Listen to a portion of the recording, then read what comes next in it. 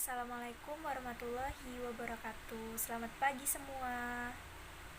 Salam warahmatullahi wabarakatuh. Selamat pagi, Ibu. Apa kabar semuanya? Alhamdulillah baik, Ibu.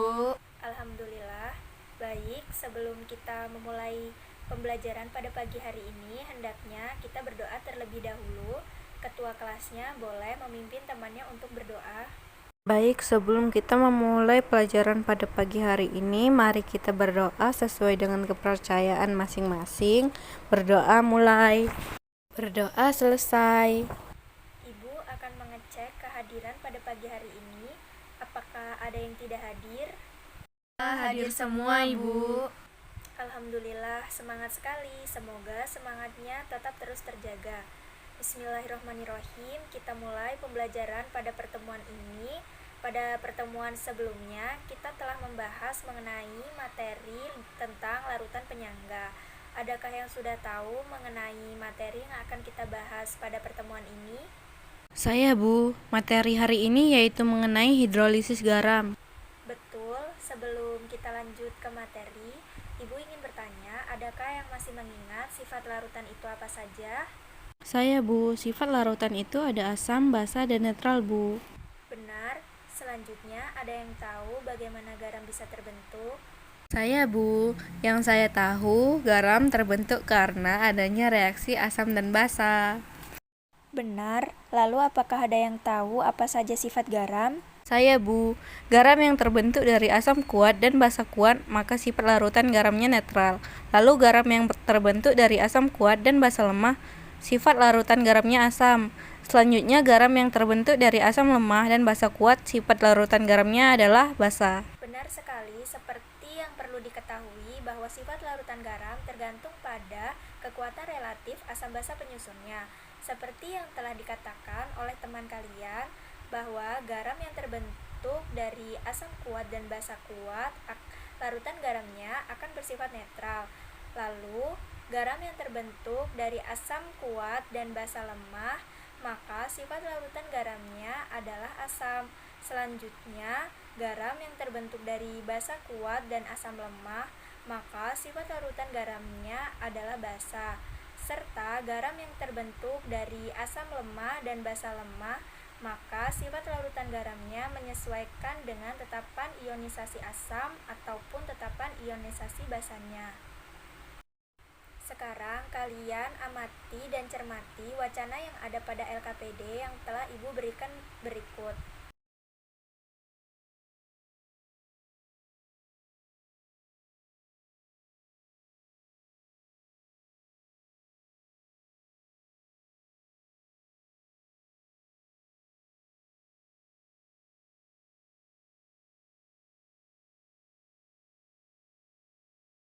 Apakah setiap kelompok sudah mendapatkan LKPD yang telah Ibu berikan?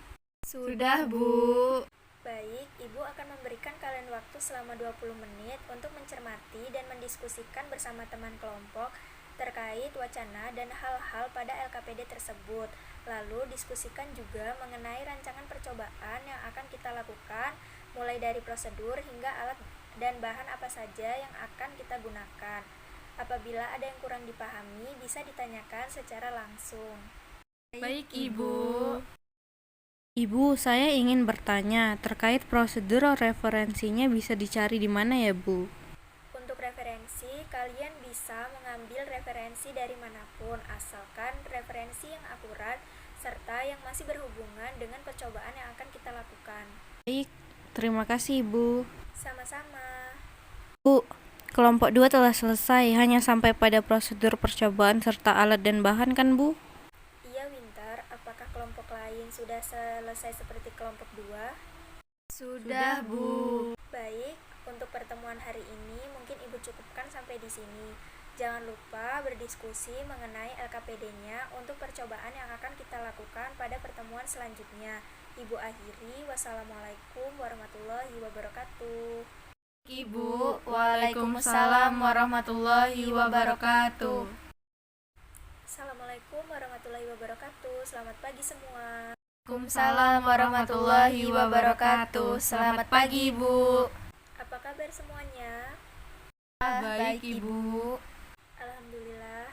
Baik, sebelum kita memulai pembelajaran pada pagi hari ini, ada baiknya kita berdoa terlebih dahulu.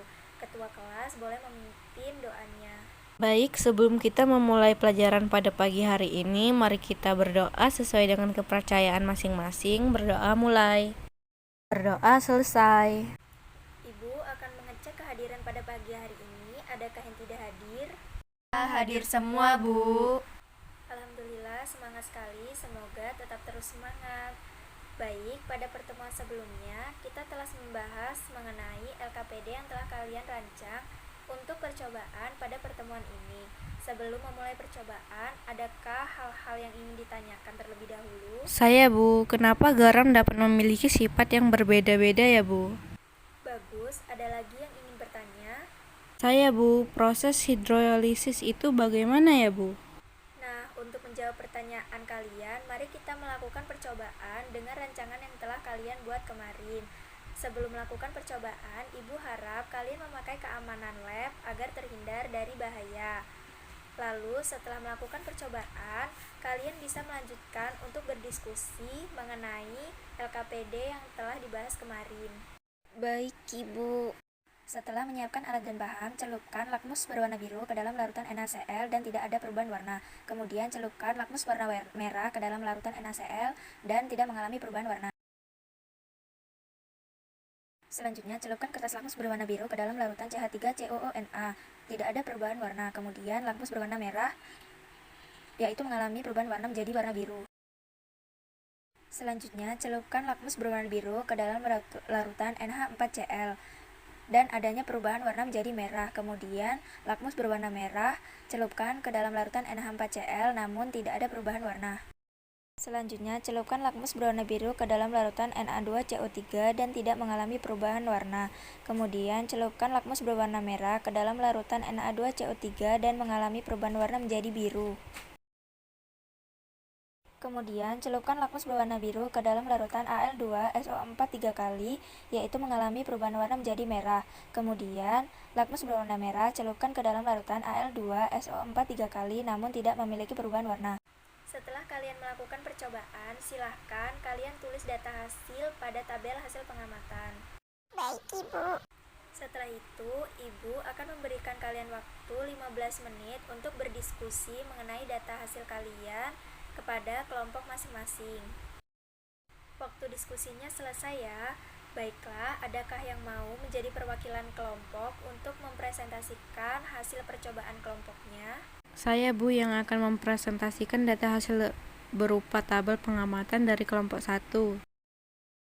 Setelah kita melakukan percobaan mengidentifikasi sifat-sifat garam yang menghidrolisis pada larutan garam tersebut merupakan senyawa garam yang dilarutkan di dalam air kemudian larut menjadi ion bersama air. Kemudian, adakah yang bisa menyimpulkan apa itu hidrolisis? Saya, Bu, hidrolisis adalah reaksi suatu senyawa dengan air, Bu. Bagus, Karina. Adakah yang mau menjawab lagi? Saya, Bu, hidrolisis adalah reaksi suatu ion dengan air, Bu. Bagus, jadi apakah ada yang tahu apa itu hidrolisis garam? Saya, Bu, hidrolisis garam adalah reaksi antara salah satu ion-ion garam, kation atau anion dengan air dan membentuk larutan bersifat netral, asam atau basa. Benar, Winter. Bu, apa saja syarat terjadinya hidrolisis garam ya, Bu? Syarat garam yang dapat mengalami hidrolisis yaitu salah satu atau kedua ionnya merupakan ion lemah atau asam lemah dan basa lemah. Apakah dapat dimengerti? Mengerti, Bu. Berdasarkan tabel hasil pengamatan di depan, adakah yang bisa menuliskan reaksi ionisasi dari larutan garam NaCl? Saya ingin mencoba, Bu.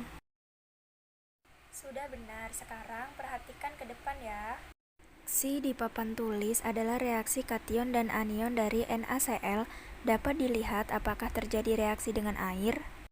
Tidak, Bu. Benar, ada yang bisa menjelaskan? Ya, Bu, karena ion Cl- kation berasal dari asam kuat HCl dan ion Na+ anion berasal dari basa kuat NaOH tidak dapat bereaksi dengan air. Kation dan anion NaCl tidak dapat membentuk ion H+ dan ion OH-. karena terionisasi sempurna bukan terhidrolisis. Benar sekali. Lalu, jika kation dan anion NaCl tidak dapat membentuk ion H+ dan ion OH-, adakah yang tahu sifat garam NaCl itu apa? Saya Bu, sifat garam NaCl bersifat netral karena tidak merubah pH dalam air setelah terionisasi sempurna, yaitu pH-nya tetap 7. Apakah sesuai dengan tabel hasil pengamatan? Sesuai, Bu. Baik, dari jawaban tadi, ada yang dapat menyimpulkan mengapa garam NaCl tidak mengalami hidrolisis? Saya Bu, karena garam yang berasal dari asam kuat dan basa kuat, kation dan anion NaCl tidak bereaksi dengan air Bu. Oke, kesimpulannya adalah larutan garam NaCl tidak mengalami hidrolisis. Selanjutnya, adakah yang mau menuliskan reaksi ionisasi larutan garam NH4Cl dan reaksi anion dan kation dari garam NH4Cl dengan air? Saya Bu. Pada reaksi tersebut, larutan garam NH4Cl dengan air membentuk ion apa? Saya Bu, pada reaksi tersebut membentuk ion H+ Bu. Dengan terbentuknya ion H+, maka larutan garam NH4Cl bersifat apa? Asam, Bu. Benar sekali, sesuai dengan data tabel hasil pengamatan. Sekarang, ada yang tahu garam bersifat asam itu yang seperti apa? Saya Bu, garam yang bersifat asam adalah garam yang berasal dari asam kuat dan basa lemah, dan kationnya bereaksi dengan air membentuk ion H+ Bu.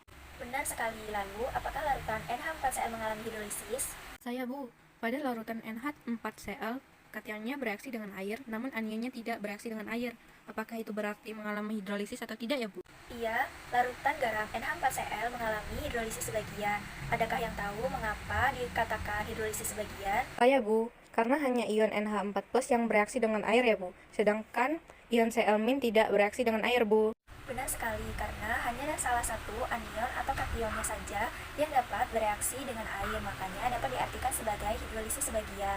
Bu, jadi garam yang bersifat dari asam kuat dan basa lemah akan hidrolisis sebagian dan bersifat asam ya Bu? Betul, apakah bisa dipahami? Bisa, Bu.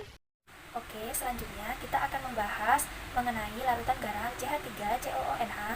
Adakah yang mau menuliskan reaksi ionisasi larutan garam CH3COONA dan reaksi anion dan kation garam CH3COONA dengan air?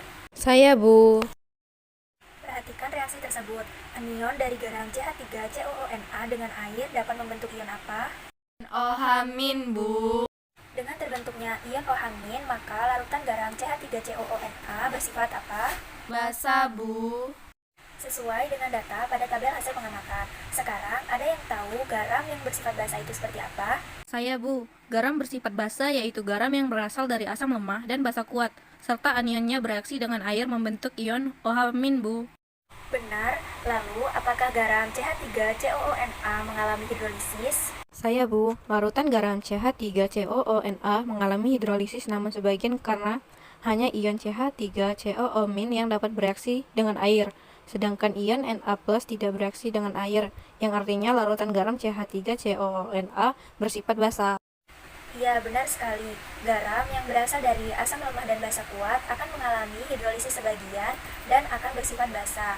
Kemudian kita akan membahas larutan garam selanjutnya, yaitu PbCH3COO 2 kali. Adakah yang mau menuliskan reaksi ionisasi garam PbCH3COO 2 kali dan reaksi kation dan anion dari garam PbCH3COO 2 kali dengan air? Saya, Ibu. Dari reaksi tersebut, anion dan kationnya dapat bereaksi dengan air. Dengan terbentuknya ion H+ dan ion OH-, garam PbCH3COO 2 kali bersifat apa? Ada yang bisa menjawab? Saya Bu, menurut saya netral ya Bu, tapi pada data hasil pengamatan sifat larutan garam PbCH3COO2 bersifat asam Bu. Baik, jadi untuk menentukan sifat garam yang tersusun dari asam lemah dan basa lemah bergantung pada nilai Ka dan nilai Kb-nya. Adakah yang sudah tahu apakah itu nilai Ka dan nilai Kb? Perhatikan, Ibu akan jelaskan. Jadi, jika nilai Ka sama dengan nilai Kb, maka larutan garam tersebut bersifat netral. Lalu, apabila nilai Ka lebih besar daripada nilai Kb, maka sifat larutan garam tersebut adalah asam. Selanjutnya, apabila nilai Ka lebih rendah daripada nilai Kb, maka sifat larutan garam tersebut adalah basa. Pada tabel hasil pengamatan, garam PbCH3COO 2 kali bersifat asam. Adakah yang dapat menyimpulkan? Ya Bu, berarti nilai Ka pada larutan garam PbCH3COO2 lebih besar daripada nilai Kb-nya. Benar, Winter. Lalu, apakah ada yang bisa menjawab apakah larutan garam PbCH3COO 2 kali mengalami hidrolisis?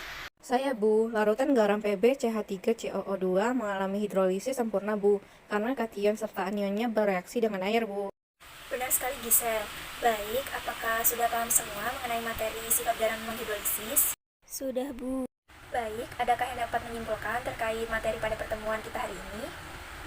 Saya, Bu. Iya, silahkan Winter. Kesimpulan yang didapat pada materi sifat garam menghidrolisis dari pertemuan ini yaitu untuk menentukan keasaman larutan dengan menggunakan suatu reaksi dengan air.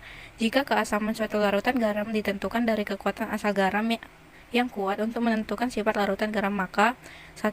Garam yang berasal dari asam kuat dan basa kuat akan menghasilkan larutan garam yang bersifat netral. 2. Garam yang berasal dari asam kuat dan basa lemah akan menghasilkan larutan garam yang bersifat asam. 3. Garam yang berasal dari asam lemah dan basa kuat akan menghasilkan larutan garam yang bersifat basa. 4. Garam yang berasal dari asam lemah dan basa lemah akan menghasilkan larutan garam yang sifatnya menyesuaikan nilai Ka dan Kb-nya. Jika nilai Ka sama dengan Kb, maka larutan garamnya bersifat netral. Jika nilai Ka lebih besar dari Kb, maka larutan garamnya bersifat asam. Dan jika nilai Ka kurang dari Kb, maka larutan garamnya bersifat basa. Baiklah, Ibu rasa kalian sudah paham mengenai materi sifat garam menghidrolisis. Mengingat waktunya sudah hampir habis, kita cukupkan pertemuan ini. Ibu berharap semoga ilmu yang kalian dapat bermanfaat. Ibu akhiri, wassalamualaikum warahmatullahi wabarakatuh. Waalaikumsalam warahmatullahi wabarakatuh. Terima kasih banyak Ibu.